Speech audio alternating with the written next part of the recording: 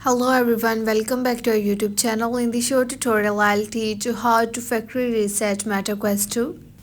So let's get started the video without any delay. So first of all, turn off your device. For that, press and hold the power button for about 10 seconds. Release the button when screen goes black.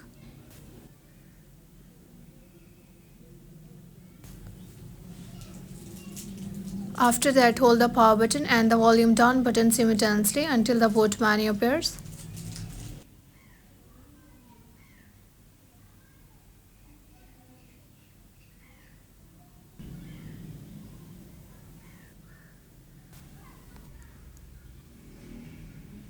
When menu appear on your screen, use the volume buttons to navigate and highlight factory reset.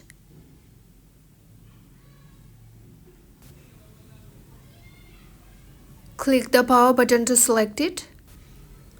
On the next menu, use the volume button to navigate and highlight yes, erase and factory reset.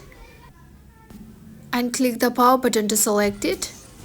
As soon as you press the power button, your Oculus Quest will begin to factory reset.